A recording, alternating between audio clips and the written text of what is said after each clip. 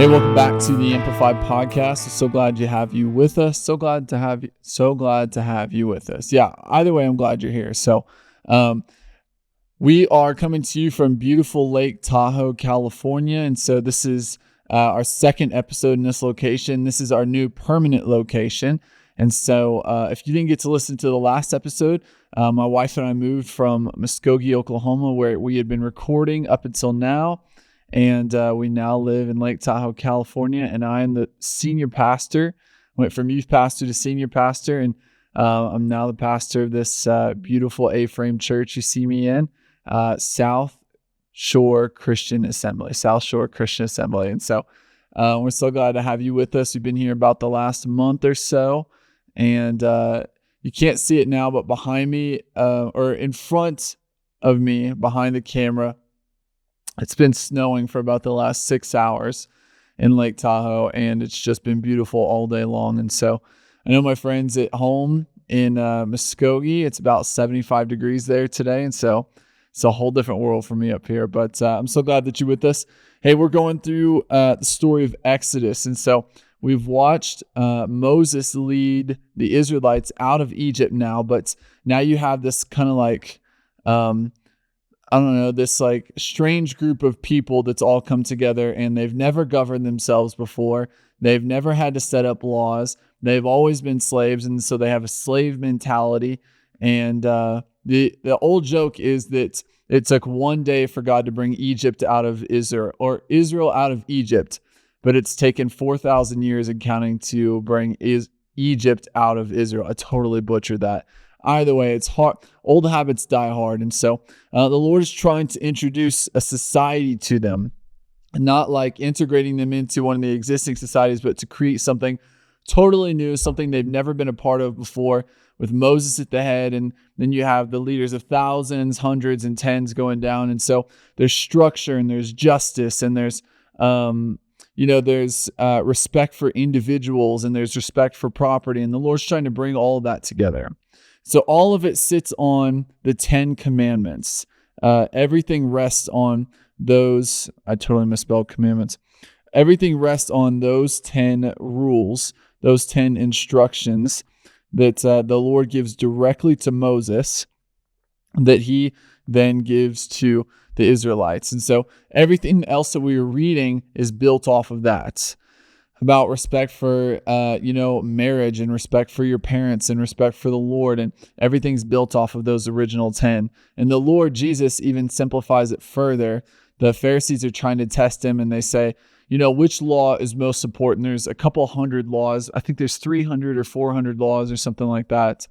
And he says, love the Lord your God with all your heart, soul, and mind, and strength, and love your neighbor as yourself. If you can do those two things, you fulfilled everything that we're talking about. And so today we're going to be going through chapter 23 and chapter 24, and we're going to get to see kind of like almost like a foreshadow for what's coming in the future. And so normally people make laws because something has happened. You're not allowed to ride your bike in the middle of the street anymore because somebody got hurt, somebody got hit. It's a new law.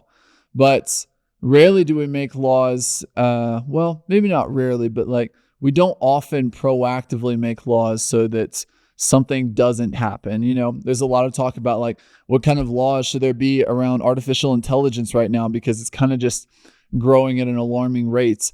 And we can squawk all day about it, but usually people don't really want to make changes or make laws or rules until something happens. But the Lord is going to introduce laws here into this society. But God is seeing with, 1,000-year stare in his eyes of like, what's going to happen over the next 1,000 years? Like, it's not even so much you've been doing this before, but it's, you will be tempted to do this, so don't. And so that's what we're going to talk about today. We're going to kind of see a little bit of the story of Jesus. And for my Jewish friends, I know I'm reading Jesus into the story, but some of it's pretty uncanny. It's pretty uncanny the way it's described. And so if you could open up your Bible to Exodus 23, we'll go through 23 and 24. And if you have an Amplified Bible, that's what I'll be reading out of. But if you have an Alabaster Bible like I do here on my table, that's great too. And so those Alabaster Bibles are awesome, and someday they'll be a sponsor. And so we're glad to have you with us. Let's jump right in. So it says in chapter 23 of Exodus, verse 1, you shall not give a false report. Pretty easy. Don't lie. You shall not join hands with the wicked to be malicious witnesses promoting wrong and violence. And so this is like God saying, don't you just lie, but like don't even join in with those who are going to lie. Stay, bad company corrupts good character. It's that idea. Verse 2, you shall not follow a crowd to do something evil, nor shall you testify at a trial or in a dispute so as to side with a crowd in order to pervert justice. Now that's pretty specific.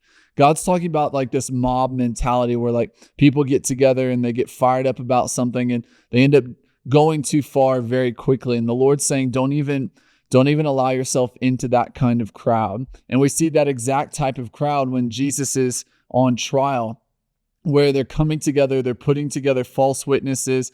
You have people that probably weren't even attached to what was going on, but they're caught up in the moment. They're caught up in like this mob mentality, this anger, and they end up perverting justice in the process. We don't want to push justice faster than it should, because then we end up doing an injustice. And so that's kind of what he's getting at.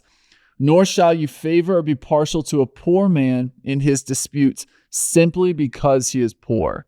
And so justice doesn't, if you watch Judge Judy, you can see Judge Judy always starts, her title sequence, at least it did back in the day, has the statue of justice herself. And it's like this woman holding up scales, but the woman is blindfolded. And so it's about an impartiality. It's about not showing favor to one person or another simply because of a characteristic, because someone is handicapped or because someone is poorer than someone else. If you are a poor person and you steal from a rich person, you are just as guilty as a rich person stealing from a poor person. It's no better. It's no worse. And if you want to get into the politics of it, I think that's why it's dangerous to get into the ideas of like having different kinds of fines based off of whether or not you're rich or not, like speeding tickets and things like that. You can get into like the capitalistic idea of it, but it feels like that's favoring someone simply because they're poor. And the Bible tells us flat out, don't favor anybody because they're poor. Bring about justice. Bring about justice. So if you meet your enemy's ox or his donkey wandering off, you must bring it back to him. We're not allowed to be vindictive, If you see your donkey or one who hates you lying helpless under its load, you shall not leave the man to deal with it alone. You must help him release the animal from its burden. And so this kind of goes into pastoring a little bit. That's, there are sometimes people leave churches. That's just a part of it. It's okay. It's not the end of the world. People leave churches and sometimes people get hurt, but and I'm speaking more to pastors in this moment, that it's up to you to still, care for those people. You may feel hurt, or this could be really any situation where you're in leadership. You may feel hurt by this person, but if you see them, hurting because they're in the hospital or hurting because they lose a loved one, we're not supposed to be vindictive and say, haha, you got what you deserved and walk on. We're supposed to have the love and the forgiveness of Christ and go and see them. And it's actually that mercy that the Bible says, use the example of heaping burning coals on their head, where it's like I've hurt you, but now you're coming to me to help me. And it's this conviction, it's this love and mercy that we see Jesus acting in all the time.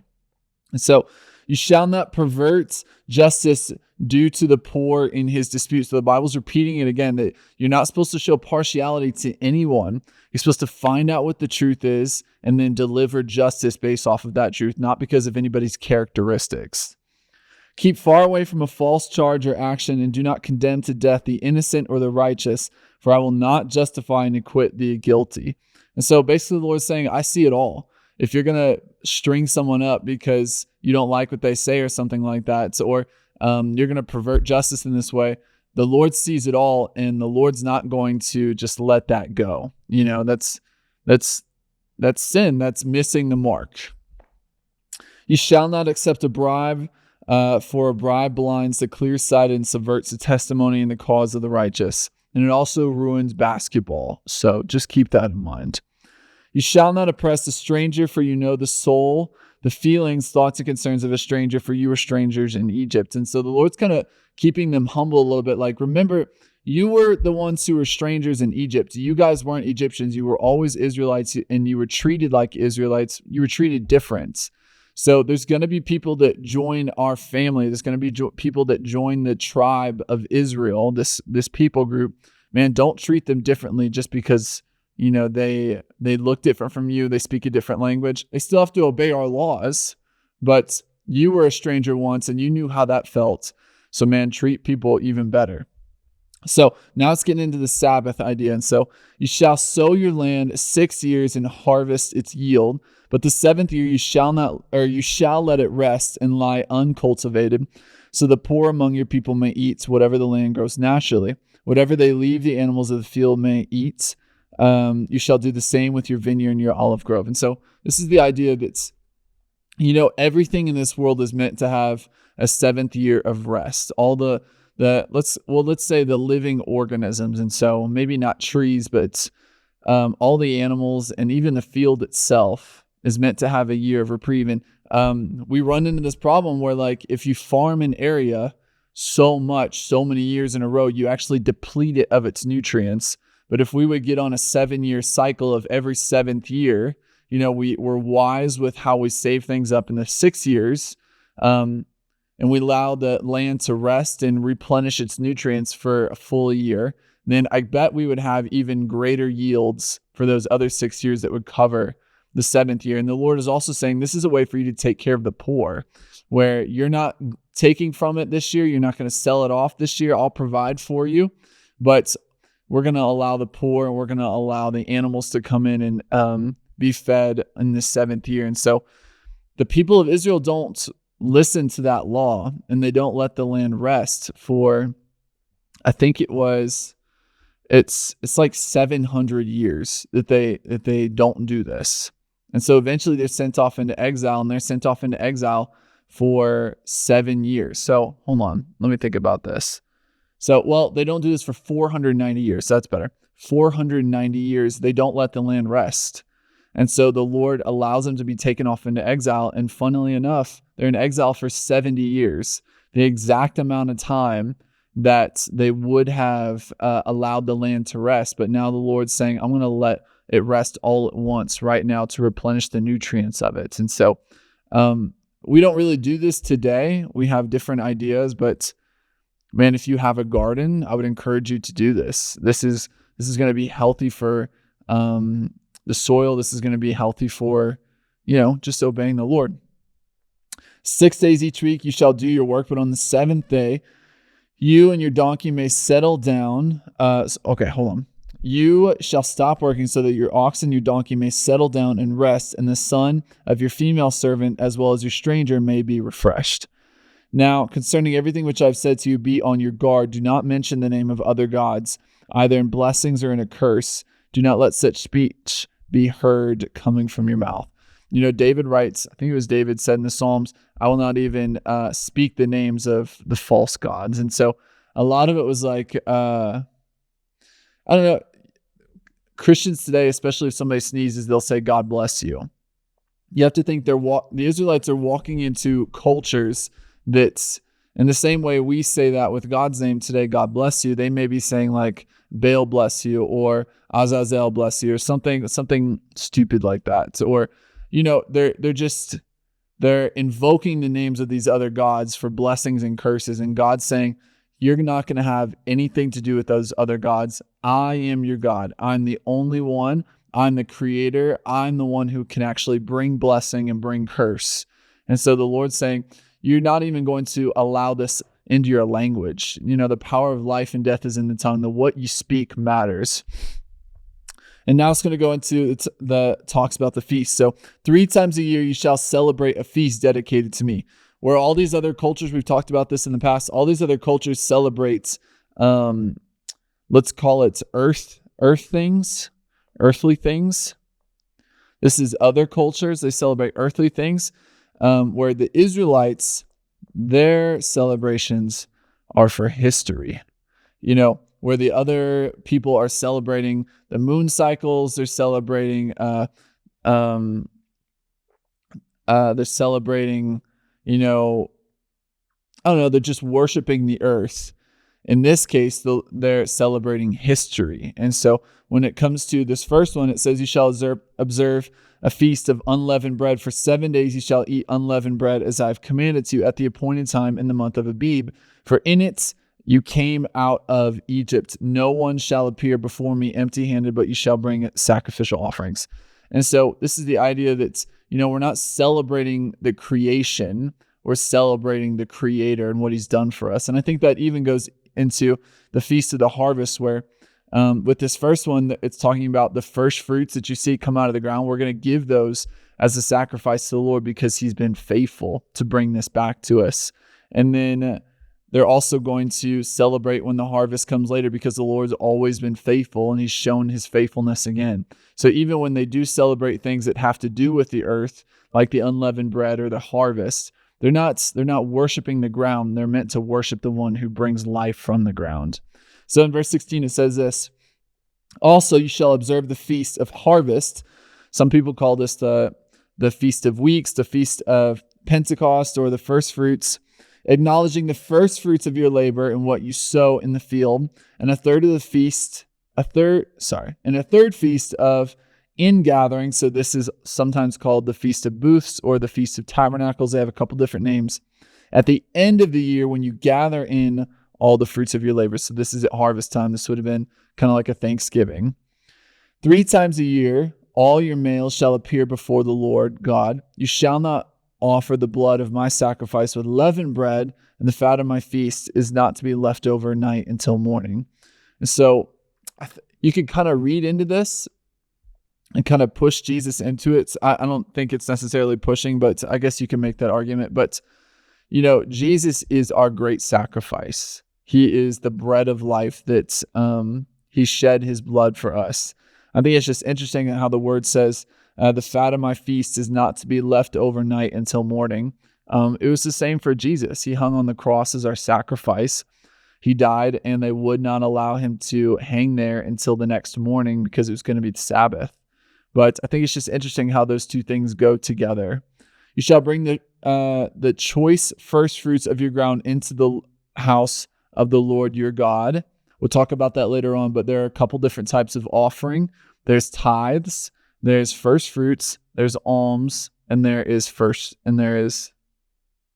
tithes, first fruits, alms, and offerings. And so each one carries a different multiplier with it. If we give alms, what we give to someone who has less than us, the Lord gives that right back to us.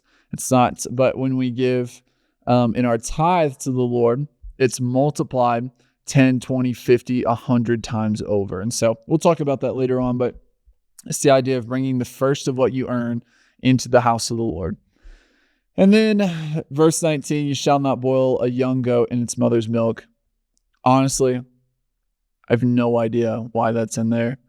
That's the reason why Hebrew people today don't eat cheeseburgers, because they don't want to combine the cheese, i.e. the mother's milk, with the burger, i.e. the goat, or the meats. And so they don't eat cheeseburgers, which they're kind of missing out on, because cheeseburgers are pretty awesome. I really don't know why that's in there. If you have an idea of why that's in there, please feel free to leave a comment. We can find out. Okay, going into verse 20. Behold, I'm going to send an angel before you to keep guard on the way, and guard you on the way, and bring you to the place which I have prepared. Notice how it said angel. So it didn't say angel of the Lord. The Lord didn't say, I'm going before you. It said an angel. We're going to talk about that more later on, but that's very significant. Be on your guard before Him. Listen to and obey His voice. Do not be rebellious toward Him or provoke Him, for He will not pardon your transgression, since my name and authority is in Him. But if you will indeed listen to and truly obey His voice and do everything that I say, then I will be an enemy to your enemies and adversary to your adversaries. When my angel goes before you and brings you into the land of the Amorites, the Hittite, the Perizzite, the Canaanite, the Hivite, and the Jebusite, I will reject them and completely destroy them. You shall not bow down to worship their gods, nor serve them, nor do anything in accordance with their practices. You shall completely overthrow them and break down their sacred pillars and images of pagan worship. This is the idea of we don't just not let most sin into our lives. We don't let even a little bit of sin into our lives. And the Bible describes it like when you put yeast and leaven inside of dough. Up until that, it's just like water and dough. But when you put in the yeast and the leaven, it causes it to rise and it causes it to expand and come alive. But it just takes not even an ounce to affect an entire huge vat of flour. And so it's the idea that we're not even going to allow in a little bit of this into our lives. You are completely faithful to me, and I will be completely faithful to you.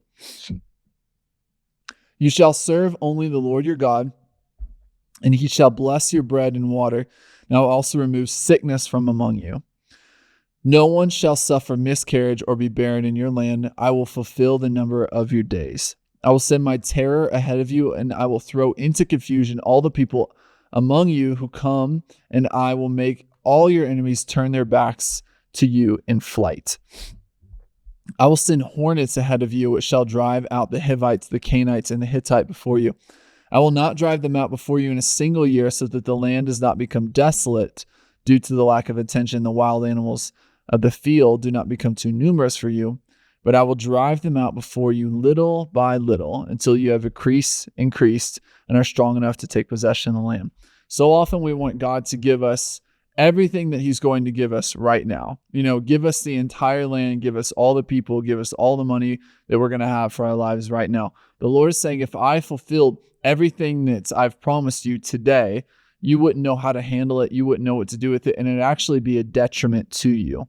If you were handed $10 million at the age of 9, there's a good chance you wouldn't have spent it wisely. But over your lifetime, you can make $10 million. And by the time you're dealing with big numbers like that, when you're older, you'll know much better how to deal with that type of cash. And so it's the same idea that I'm going to drive out your enemies before you little by little, so that you're not overwhelmed by the space, you're not overwhelmed by the wild animals, the unexpected problems, but you'll increase at the same time and you'll do well, and I'll fulfill my promises to you. But it's not all going to happen today.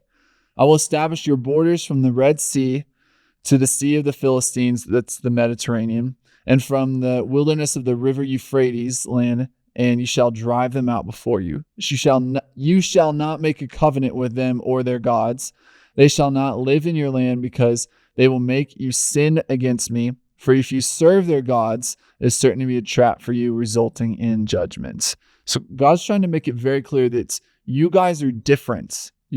We sometimes, like, young Christians will complain about I can't do this. I won't be able to do this. Or maybe people who aren't Christians will say, if I actually live my life the way Jesus wanted me to do, I wouldn't be able to do these different things. And it's yeah, that's the point. That's the whole idea, that we're not going to live like everybody else. And therefore, we're not going to suffer the curses of everybody else, but we're going to live in the blessing of Christ. And so God has something different for us, and that requires living a different type of life. Okay, going into chapter 24. I'm going to erase our slate here and start new. So all of this is building on the 10 Commandments. And if all of this is getting to be too much, it's the idea that, if you have questions about the more specific things within all of these 10 Commandments, these 10 laws, let's get into the nitty gritty. That's what the Lord's doing for them. He's trying to help them build a society. Okay, chapter 24. Then God said to Moses, come up to the Lord, you and Aaron, Nadab and Abihu, I don't know, Aaron's older sons, and 70 of Israel's elders, and you shall worship at a safe distance. Why would it say a safe distance in the Amplified? It's because we serve a God who is, yes, he's all love and he's all light and he's all forgiveness, but he's also raw power. Sometimes people who are trying to understand the power of the Ark of the Covenant, the way it's described in the Bible, as it's almost like it has a nuclear activity, that it has a nuclear signature about it, there's a power that comes out of it that was way beyond what the Israelites may have known about, or even the Egyptians. And it's this idea that, yes, God is all of these things, but he's also raw power. And if we were to see God face to face at this moment, we would vaporize in a moment, because God is He is this all-consuming fire, this all-consuming light of love and power and grace, and also wrath against sin and injustice. And he is the one who brings righteousness and justice and makes things the way they are. The good things the way they are. And so they have to stay at a safe distance. Moses alone shall approach the Lord, but the others shall not come near, nor shall the people come with him. Then Moses came and told the people everything that the Lord had said, and all the ordinances, and all the people answered with one voice, everything the Lord has said we will do. If you watch the show The Promised Land on YouTube, it's they've only got one season out. It's kind of a satire version of this story. It's filmed the way The Office is. It's very funny the way they have him answer this, because Moses is trying to tell them all these different laws, and when he has them answer back to him, they go, and we will do all the things the Lord said. They don't really care. But that may or may not have been how it was, but it's a pretty funny show. Okay, verse 4. Moses wrote down all the words of the Lord. Then he got up early in the morning and built an altar for worship at the foot of the mountain with 12 pillars, memorial stones representing the 12 tribes of Israel. Everything the Lord wants to do is very symbolic. Then he sent young Israelite men, and they offered burnt offerings and sacrificed young bulls as peace offerings to the Lord. Moses took half of the blood and put it into large basins, and the other half of the blood he sprinkled on the altar. Then he took the book of the covenant and read it aloud to the people, and they said, everything that the Lord has said we will do, and we will be obedient. So Moses took the blood which had been placed in the large basins, and he sprinkled it on the people and said, behold, the blood of the covenant which the Lord has made with you in accordance with all these words. We don't really make blood covenants today. I mean, they may be doing weird stuff like that in the White House, but that's neither here nor there. We don't really do that as like normal people today. And the symbolism of it is that if we do not abide by what we say today, if we do not hold up our end of this covenant, then let what happened to this bowl happen to me. It will be my blood on my head. I will suffer the consequences. And we kind of do that with contracts that, if you form a contract with somebody and break it, there are penalties to it. And when we sign, we acknowledge that if I break this contract, then all of these penalties will follow me. Well, this is a more visceral idea of this. It's if we break our covenant with the Lord, he is so good to us that, man, we deserve death. We deserve separation from the Lord. Then Moses and Aaron, Nadab and Abihu, whatever, and the 70 elders of Israel went up the mountainside, and they saw a manifestation of the God of Israel, and under his feet there appeared to be a pavement of sapphire, just as clear as the sky itself. So we often see this idea in Scripture where the Lord at his throne is surrounded by many different things, and one of the things is like this. It almost looks like a sea of glass, of pure sapphire that the Lord stands upon. And the elders here just got a glimpse into the throne of heaven, a glimpse into the absolute brilliance of the Lord that's here. Yet he did not stretch out his hand against the nobles of the Israelites. They saw the manifestation of the presence of God and ate and drank. So the Lord is already being gracious here. So catch this. Let's go all the way back to the beginning of chapter 24. Then God said to Moses, come up to the Lord, you, Aaron, Nadab, and Abihu, Aaron's sons, older sons, and the 70 elders of Israel. You shall worship at a safe distance. Moses alone shall approach the Lord, but the others shall not come near, nor shall the people come up with him. Then fast forward 9 verses. Verse 9, then Moses, Aaron, Nadab, and Abihu, and the 70 elders of Israel went up the mountainside, and they saw the manifestation of the Lord. Manifestation of the Lord of Israel, and under his feet there appeared to be a pavement of sapphire, just as clear as the sky itself. Yet he did not stretch out his hand against the nobles and the Israelites, and they saw the manifestation of the presence of God and ate and drank. So immediately they break the rule. God said, okay, you're going to worship at a safe distance down there, but then only Moses is going to come up the mountainside and talk to me. Well, they're like, well, we want to go too, I guess. And so they all go up the mountainside and they see the Lord. And the Lord had every right to strike them down. I just told you, don't come up here. But God in his grace shields them from his awesome power. And, they broke the rule. Like immediately they broke the rule and they just ate and drank together. Now the Lord said to Moses, come up to me on the mountains and stay there, and I will give you the stone tablets with the law and the commandments which I have written for their instruction. So Moses arose with Joshua as attendant, and he went up the mountain of God. He said to the elders, wait here for us until we come back to you. Remember, Aaron and Hur are with you. So I'm leaving Aaron and Hur, H-U-R, in charge. Whoever has a legal matter, let it go to them. So, don't just put everything to the side for the next little while. Take care of it with Aaron and Hur.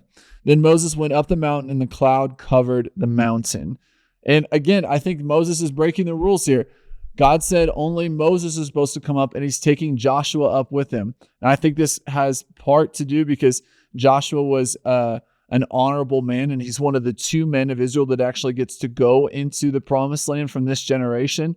But I think immediately he's missing the mark on it, but the Lord is gracious. So he said to the elders, wait for us here until we come back. Verse 15, then Moses went up the mountain, the cloud covered the mountain. The glory and brilliance of the Lord rested on Mount Sinai, and the cloud covered it for 6 days. On the 7th day, God called to Moses from the midst of the cloud. In the sight of the Israelites, the appearance of glory and brilliance of the Lord was like a consuming fire on top of the mountain. I just imagine it like the way we see like in the movie Oppenheimer, when the atomic bomb drops for the first time, that explosion of raw light, raw power, raw fire. I think that's what the power of God is like on top of this mountain. And the real Mount Sinai in Israel has burned rocks all over the top. And I think it's from this exact moment, 4,000 years ago. The sight of the Israelites, the appearance of the glory and brilliance of the Lord was like a consuming fire on top of the mountain. Moses entered the midst of the cloud, and he went up the mountain, and he was on the mountain for 40 days and 40 nights. And so the people are going to get super restless during these 40 days. It's possible that it could also be, 47 days, because he's up there for 7 days, and then the Lord calls to him, and then it says another 40 days. Could be 47 all. Either way, Moses is gone for over a month, and the people are going to start to assume that Moses is dead and that we got to do something about it. And so they get into some real bad trouble. And so this is where the Lord first gives him the tablets of the 10 commandments, and the Lord writes it with his own hand the first time, and then we'll see him do something different the second time. It's pretty funny. And so that's all we're going to touch on today is Moses entering into the presence of God and these various laws that are helping build a society for the Israelites. And this is all a progression toward the Lord bringing about his law and bringing about then the new covenant with Jesus. And so stay tuned, because we're going to see some amazing things as we go through the rest of the scripture. And we're going to keep tuning into you from South Lake Tahoe. And so if you ever visit here, we'd love to have you with us here at South Shore Christian Assembly, and we're glad to have you with us today. All right, we'll see you guys next week.